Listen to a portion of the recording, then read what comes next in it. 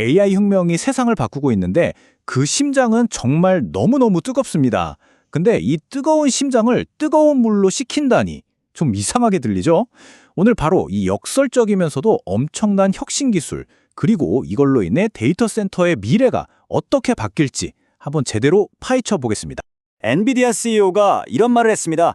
칠러 없는 미래가 온다. 이게 대체 무슨 소리일까요? 그냥 툭 떠진 말이 아니에요. 데이터 센터에 열을 식히는 방식이 진짜 뿌리부터 바뀐다는 거대한 신호탄 같은 겁니다. 아니, 상식적으로 말이 안 되잖아요. 세상에서 제일 뜨거운 AI 칩을 뜨거운 물로 식힌다?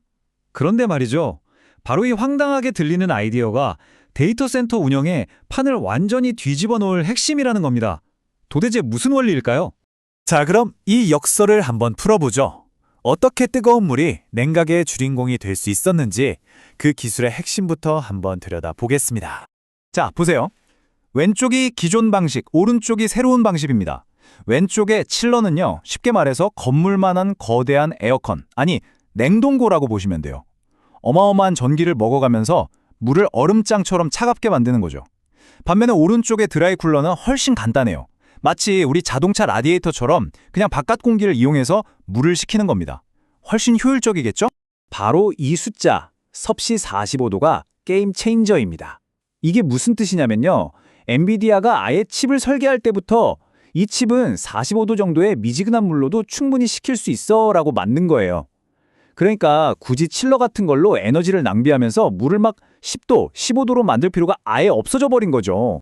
이 모든 거를 가능하게 만드는 핵심 기술이 바로 이겁니다. 직접 액체 냉각, DLC라고 부르는데요. 예전에는 그냥 데이터 센터 전체에 에어컨 빵빵하게 트는 식이었다면 이건 달라요. 열이 나는 바로 그 칩에다가 직접 냉각수가 흐르는 파이프를 딱 붙여버리는 겁니다. 훨씬 정밀하고 열을 빼앗는 효율도 비교가 안 되죠. 그래서 이게 얼마나 대단하냐면요. 단순히 칠러를 없애는 것만으로도 전 세계 데이터 센터가 쓰는 전기의 6%를 아낄 수 있다는 계산이 나와요. 6%, 이게 작은 숫자가 아닙니다. 에너지 효율 면에서는 그야말로 혁명적인 수준인 거죠. 자, 그럼 기술 얘기는 이쯤 하고요. 이 기술 변화가 관련 산업들을 어떻게 뒤흔들고 있는지 한번 볼까요?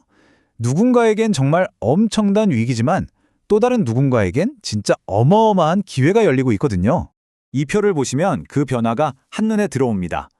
왼쪽에 있는 회사들은 뭐랄까 전통의 강자들이죠. 건물 전체를 식히는 거대한 칠러 시스템의 제왕들이었어요. 그런데 지금 보세요. 오른쪽의 새로운 도전자들, 이 액체 냉각 인프라를 만드는 회사들 쪽으로 시장의 무게중심이 빠르게 옮겨가고 있는 겁니다. 여기서 중요한 건 그냥 부품 하나가 바뀌는 수준이 아니라는 거예요. 시장의 판, 그러니까 밸류체인 자체가 새로 쓰이고 있는 겁니다. 예전에는 누가 더 크고 좋은 칠러를 만드나가 중요했다면 이제는 누가 이 냉각수를 각 서버 칩에 효율적으로 분배하는가, 즉 CDU나 드라이쿨러 같은 새로운 생태계를 장악하느냐의 싸움이 된 거죠. 이런 거대한 변화는 당연히 돈의 흐름을 바꿉니다. 투자에 관심 있는 분들이라면 벌써 눈치채셨을 거예요. 새로운 냉각 경제, 이 판에서 돈은 과연 어디로 흐르고 있을까요? 그래서 우리가 주목해야 할 건 냉각이라는 시장이 사라지는 게 아니라는 점입니다. 오히려 기술의 세대 교체가 일어나고 있는 거죠. 그리고 그 중심에 바로 여기 보이는 버티브 홀딩스나 엠벤트 일렉트릭, 슈퍼마이크로 같은 새로운 주인공들이 등장하고 있는 거고요.